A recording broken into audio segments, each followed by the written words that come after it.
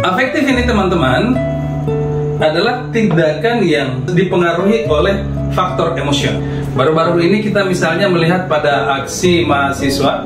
Di situ kita melihat bagaimana ada satu insiden, ada Armando yang kemudian rupanya kehadiran dia, entah apapun maksudnya, itu melahirkan kemarahan bagi kelompok tertentu. Tindakan semacam itu adalah tindakan yang bukan tindakan yang rasional. Memang karena dia lebih banyak menekankan persoalan emosionalnya. Dan sebenarnya kalaupun kita mau melihat secara etis, itu sama sekali bukan tindakan yang etis. Boleh saja Anda berbeda pendapat, tetapi bukan dengan cara itu kita menunjukkan perbedaan tersebut. Kalau memang kita tidak suka pada karakter orangnya, maka tunjukkan dengan cara yang baik. Sebab kalau menggunakan cara yang sama dengan orang tersebut, lalu apa bedanya kita dengan dia?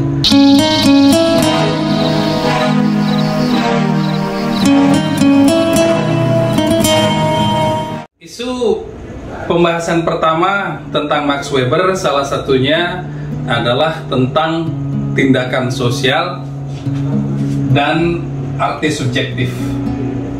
Kalau kita perhatikan sepintas teman-teman, sebenarnya ada paradoks di sini, sebab satu sisi dia berbicara tentang sosial, tetapi sisi lain dia berbicara tentang subjektivitas. Padahal kalau kita bicara sosial, konotasinya dia mestinya bukan bicara subjektif, tetapi objektif. Sebab seperti dalam pembahasan Durkheim sebelumnya, dia mengandaikan bahwa sosial masyarakat adalah sesuatu yang memiliki realitasnya tersendiri yang bersifat objektif. Tetapi Weber di sini justru melihat sesuatu tersebut sebagai sebuah subjektivitas. Ia memiliki makna yang subjektif. Nah, memang perlu diingat bahwa Weber adalah seorang Jerman, sehingga posisinya pun adalah sama seperti para historisi Jerman. Ia satu sisi tidak bisa melepaskan bahwa individu memiliki arti penting yang sangat besar. Meski demikian teman-teman, Weber juga melihat bahwa sosiologi sebagai sebuah studi yang berdiri sendiri. Jadi dia berusaha meramu antara subjektivitas yang merupakan sisi si individu dengan sosial yang merupakan dukungan pada sosiologi sebagai sebuah studi yang berdiri sendiri. Nah, bagaimana Weber menjembatani ini, teman-teman sekalian? Yang terkenal dari Weber adalah konsepnya tentang Verstehen. Tulisannya Verstehen. Ini lebih diartikan sebagai pemahaman subjektif. Pemahaman subjektif ini tidak bersifat tindakan individual saja, sebab dia memiliki dimensi setidaknya ada dua. Satu, dia bersifat introspektif, artinya memang melalui pemahaman subjektif ini dia akan melihat lebih banyak kepada dirinya, tetapi di sisi lain dia juga memiliki sisi empati. Dengan adanya sisi empati ini, maka dalam tindakannya seseorang tidak hanya sekedar melihat apa yang ada pada dirinya, mengetahui betul tentang dirinya, tetapi mempertimbangkan kira-kira pikiran, perasaan, dan respon orang lain atas sebuah tindakan. Dengan adanya sisi empati inilah, maka ia memandang bahwa sebuah tindakan tersebut meski pada prinsipnya bersifat subjektif, tetapi di dalamnya ada pertimbangan sosial. Lah, bukankah sesuatu yang sifatnya subjektif itu tentu hanya dirinya saja, dia tidak bisa dianalisa secara objektif. Bagi Weber tidak demikian. Meski dia sifatnya subjektif, tetapi ia bisa dianalisa secara objektif, teman-teman. Kenapa? Karena pada diri setiap subjek ada satu standar yang dimiliki bersama oleh semua orang. Apa itu? Standar tersebut adalah rasionalitas. Itu sebabnya bahwa dalam Weber, rasionalitas adalah sesuatu yang menjadi salah satu pembahasan penting. Setelah menjelaskan tentang adanya tindakan sosial ini kemudian sampai pada rasionalitas, ia menggunakan rasionalitas sebagai alat untuk melihat jenis-jenis atau tipe-tipe tindakan sosial. Bagi Weber, ada 4 jenis tipe tindakan sosial yang kalau diklasifikasi pada prinsipnya sebenarnya dia hanya pecahan dari 2 jenis tindakan secara umum. Satu, tindakan yang rasional, dan kedua, tindakan yang non rasional. Nah, non rasional di sini teman-teman, ini jangan diartikan sebagai irasional ya. Karena non rasional yang dimaksud, kalau rasional ini dalam arti dengan kesadaran penuh, murni bicara pertimbangan kesadaran, sementara non rasional adalah mengabaikan faktor kesadaran itu. Jadi bukan berarti non rasional itu kelakuannya tidak masuk akal, bukan seperti itu. Dia hanya dengan pertimbangan yang tidak mengutamakan faktor kesadaran. Nah, dalam rasionalitas ini teman-teman, ada 2 jenis atau ada 2 tipe tindakan. Yang pertama disebut sebagai tipe tindakan rasionalitas instrumental.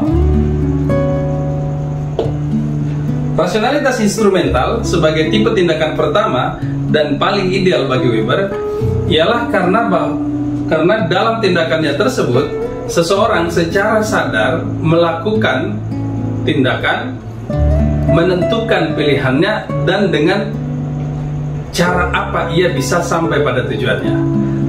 Contoh sederhana saja, misalnya ketika Anda memiliki 2 produk yang sama, kemudian dengan kualitas yang sama, tentu secara rasional Anda akan berpikir memilih dengan harga yang lebih murah, sebab secara volume sama, secara kualitas sama, kuantitas juga sama. Itu adalah sebuah tindakan paling sederhana terkait rasionalitas instrumental. Yang kedua, teman-teman, adalah rasionalitas berorientasi nilai.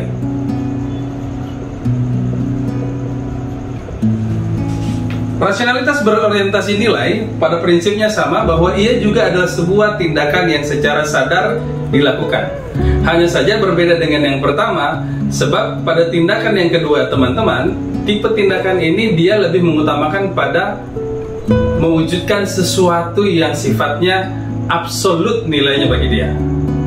Kalau misalnya konteks agama, mungkin peribadatan itu adalah salah satu contoh sederhana bagaimana sebuah tindakan berorientasi nilai dalam perspektif Weber.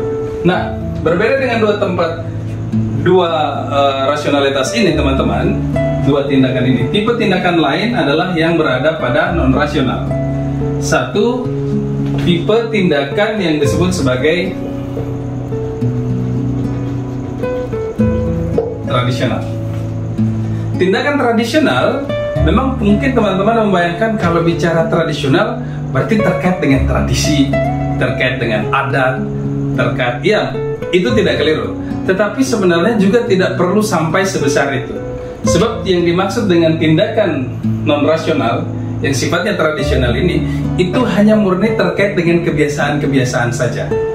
Apa yang mungkin biasa Anda lakukan, teman-teman lakukan pada waktu di aktivitas keseharian, yang itu bukan lagi karena faktor sadar.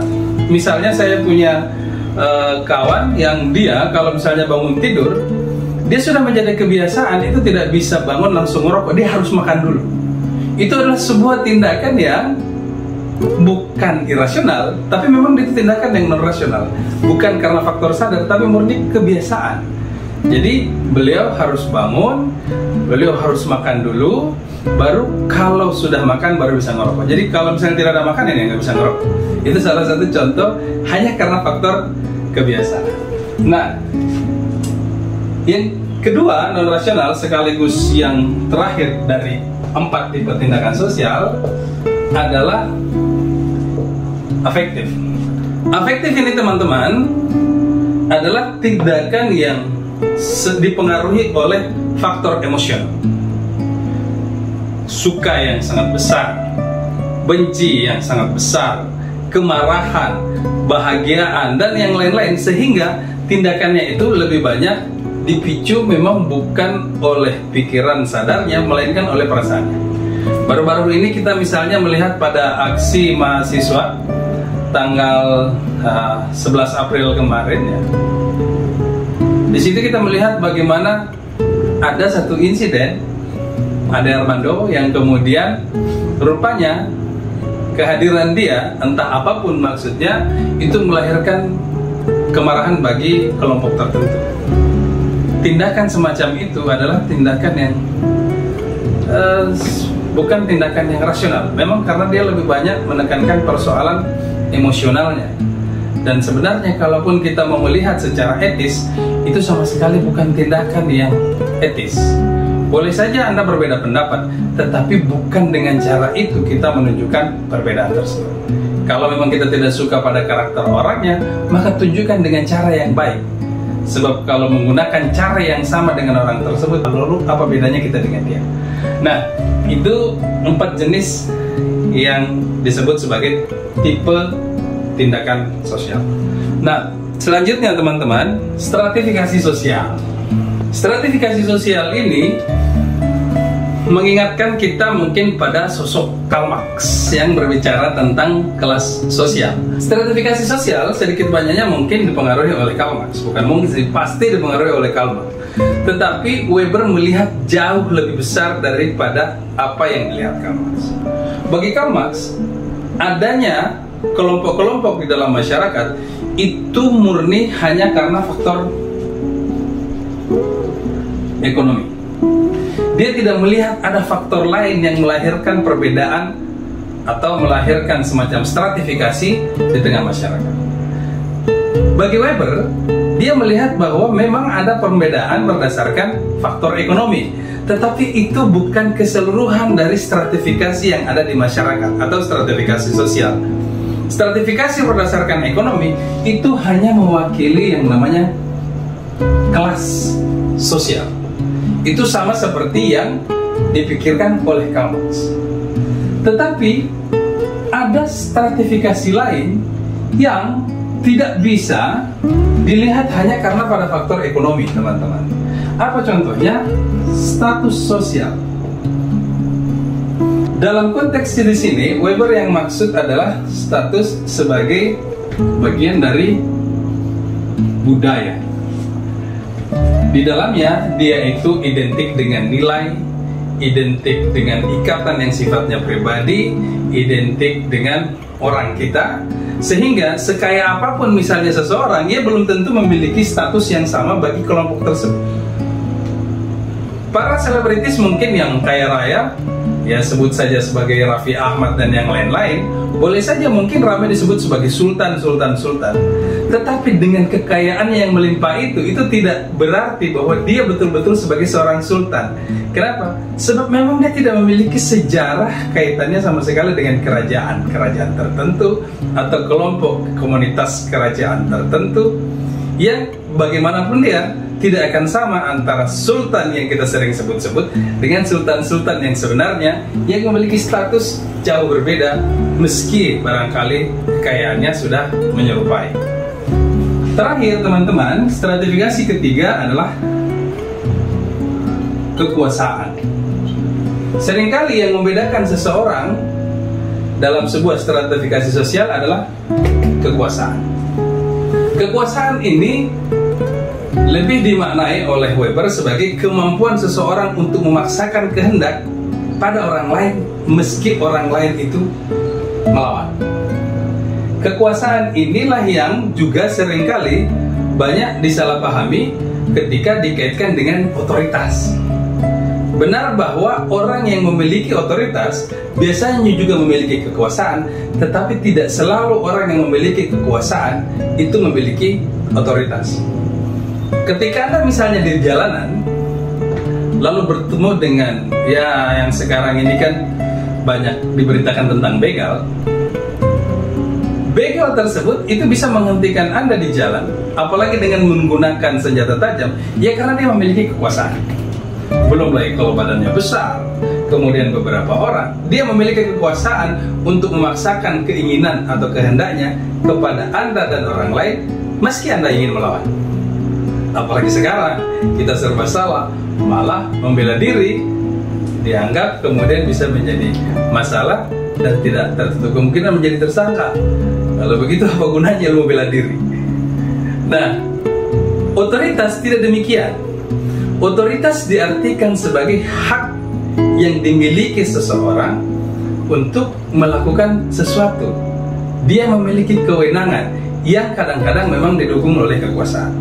Tetapi bukan berarti dia mesti berbadan besar atau mesti memiliki senjata dan yang lain-lain. Ketika Anda bertemu dengan polisi misalnya di jalan, sekalipun badannya mungkin kurus kecil, tetapi dia memiliki otoritas untuk menghentikan Anda di jalan. Tidak perlu bawa kekuasaan, karena jelas secara institusi dia memiliki kewenangan itu. Nah, karena itu teman-teman, selanjutnya Weber membahas tentang tipe-tipe otoritas.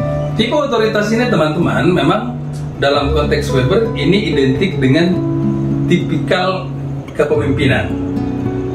Tipikal kepemimpinan dengan asumsi bahwa otoritas yang dia miliki dalam memimpin itu memiliki basis-basis yang berbeda antara satu dengan yang lain. Yang pertama itu adalah otoritas tradisional. Seperti namanya teman-teman, otoritas tradisional ini tentu dia berangkat dari tradisi. Sebab dalam otoritas ini ia memandang bahwa tradisi itu masih memiliki kesucian, memiliki nilai-nilai suci tertentu yang kemudian ini dijadikan dasar adanya kewenangan dia, adanya hak dia untuk memimpin. Misalnya bahwa dia itu apakah kewenangannya itu lebih misalnya pada kumpulan orang-orang yang dituakan karena dia yang akrab betul dengan tradisi tersebut, itu biasa juga disebut sebagai gerontokrasi. Atau yang kedua, sekumpulan orang kekerabatan yang kemudian juga dipercayakan karena dia memiliki kedekatan dengan pusat tradisi tersebut, biasa disebut sebagai patriarkalisme. Atau yang terakhir juga sama, bahwa sekumpulan orang yang menjalankan tugas administrasi karena memang memiliki hubungan kekerabatan atau hubungan pribadi dengan pemimpinnya. Ini biasa disebut dengan patriarkalisme. Tipe otoritas yang kedua, teman-teman sekalian, adalah otoritas karismatik. Otoritas karismatik ini memang dia lebih banyak berpusat pada satu orang tokoh tersebut. Dia orang yang memiliki daya tarik. Dia orang yang memiliki kemampuan menginspirasi. Dia orang yang dianggap bahkan memiliki kekuatan adikodrati yang merupakan karuna ilahi. Tetapi biasanya model yang otoritas karismatik ini berbeda dengan otoritas tradisional dan otoritas ketiga yang nanti kita bicarakan, sebab dia cenderung bukan untuk mempertahankan status quo. Biasanya justru bentuk-bentuk pemimpinan karismatik ini adalah otoritas yang lebih pada perlawanan pada kondisi saat itu yang bagi mereka itu tidak memuaskan. Sehingga memang rata-rata pengikut otoritas karismatik biasanya itu adalah orang-orang yang betul-betul setia. Terakhir teman-teman adalah otoritas legal rasional. Otoritas legal rasional ini yang membedakan dengan dua otoritas lainnya adalah karena dia tidak berorientasi pada person, juga bukan pada tradisi. Dia lebih berorientasi kepada aturan, kepada hukum resmi, yang dimana dari aturan tersebut itulah yang kemudian digunakan untuk memilih pemimpinnya. Bentuk yang paling nyata tentu saja misalnya adalah sistem demokrasi. Pembahasan selanjutnya yang juga populer dari Weber adalah birokrasi. Birokrasi bagi Weber ini adalah salah satu bentuk contoh rasionalitas instrumental yang tinggi. Kenapa dikatakan demikian? Sebab dalam birokrasi semuanya bisa berjalan lebih efektif, efisien, dan bahkan bisa memprediksi sesuatu yang akan terjadi dalam sistem yang mereka bangun. Karena itu, dia juga melihat bahwa modernisme itu juga ditandai dengan semakin meluasnya birokrasi. Lalu kenapa birokrasi itu sedemikian efektif, teman-teman sekalian? Sebab pada birokrasi itu relatif bersifat impersonal. Dia tidak melibatkan hal-hal yang sifatnya pribadi. Satu sisi ini bagus tentunya, sebab mood orang-orang yang ada di dalamnya itu tidak akan mempengaruhi performa kerja. Tetapi Weber juga gelisah, sebab ia melihat bahwa birokrasi yang semakin meluas, karena memang tidak melibatkan hati, tidak melibatkan perasaan si individu-individu yang ada di dalamnya, maka ia sebenarnya bukan menjadi jaminan untuk memperoleh kebahagiaan. Bahkan pada cerita tentang birokrasi ia membayangkan bahwa dari birokrasi yang kemudian menjadi semacam kandang besi bagi kehidupan masyarakat modern, ia membayangkan kelak akan ada satu pemimpin yang karismatik yang bisa menyudahi persoalan ini. Pembahasan terakhir kita kali ini tentang Weber diambil dari salah satu karyanya yang terkenal, yang jika diterjemahkan berjudul Etika Protestan dan Spirit Kapitalisme. Dari judulnya aja udah luar biasa. Weber sebenarnya memajukan konsep etika Protestan dan Spirit of Capitalism, teman-teman sekalian, itu berusaha menjembatani antara pemikiran Marx yang sangat materialistis dan pemikiran Hegel yang sangat idealistik. Kelihatan bahwa Weber ingin menjelaskan bahwa materialisme memang ada. Kapitalisme mungkin adalah bentuk yang paling nyata betapa ekonomi yang menjadi faktor penentu bagi Karl Marx itu memang adalah roda penggerak jalannya sejarah. Tetapi dia juga mengatakan bahwa sisi idealistik Hegel juga tidak keliru. Ada hal lain yang sifatnya imaterial yang sesungguhnya mempengaruhi hal tersebut, tapi bukan berarti selalu diartikan mempengaruhi, menyebabkan. Dalam konteks ini teman-teman, artinya mereka harmonis, saling support, dan akan kita bahas nanti. Sisi itu apa? Sisi ideal itu apa? Itu adalah Protestan. Nah, Weber menarik ketika menjelaskan tentang Protestan awal. Ya mungkin teman-teman yang beragama Protestan lebih paham. Saya hanya menceritakan dalam konteks pemahaman Weber. Ia melihat bahwa dalam Protestan ada semacam ajaran tentang predestinasi. Predestinasi ini cerita tentang takdir. Dalam keyakinan Protestan awal, jelasnya bahwa takdir seseorang itu sudah ditentukan oleh Tuhan dan tidak ada yang bisa mengintervensi itu. Kalau seperti itu, bukankah justru saat takdir orang sudah ditentukan, seharusnya orang sudah miskin dong? Sebab mereka yang malas berbuat, untuk apa berbuat? Karena toh takdir sudah ditentukan. Untuk apa saya capek-capek kerja? Takdir sudah ditentukan. Yang menariknya teman-teman adalah karena dia tidak berhenti di situ. Dalam konteks Protestan awal, predestinasi di sini, takdir di sini dikaitkan juga dengan konsep terkait tanda-tanda keselamatan. Betul bahwa seseorang sudah ditentukan siapa yang akan masuk surga, misalnya, diartikan demikian, siapa yang akan selamat. Tetapi tidak hanya seperti itu. Konsepnya bahkan diperluas dengan mengatakan bahwa mereka yang akan selamat pasti sudah ada tanda-tandanya bahwa orang ini akan selamat di akhirat. Bentuknya seperti apa? Maka dia di dunia akan sukses hidupnya. Kesuksesan ini dalam konteks ekonomi paling mudah dipahami, bahwa orang yang sukses maka kehidupannya jauh lebih sejahtera daripada orang yang tidak sukses. Dan kalaupun kita mau mengatakan bahwa dia selamat di akhirat, di kehidupannya dia juga ada tanda-tandanya, maka tentu cenderung kita akan melihat bahwa mereka yang akan selamat di akhirat nanti adalah orang yang sukses, sejahtera secara ekonomi kehidupannya di dunia. Sehingga berbeda dengan asumsi awal kita tadi, bahwa ketika sudah ditakdirkan Tuhan akan pasrah diam saja. Tidak. Orang-orang tersebut berlomba-lomba membuktikan dirinya bahwa dia adalah calon selamat. Karena dia bisa menunjukkan bahwa saya sukses di dunia, dengan kata lain bahwa saya lah calon yang akan sukses selamat di akhirat. Nah, dari sini kemudian teman-teman dipahami bahwa dalam Protestan ini, Weber menyadari bahwa Protestan sedikit banyaknya sudah menggerakkan persoalan urusan duniawi dengan nuansa keagamaan, dengan nuansa spiritualitas. Bahwa pada sisi inilah bagaimana Protestantisme itu bisa mempengaruhi gerak ekonomi yang dalam hal ini masih populer ketika itu berbicara tentang kapitalisme.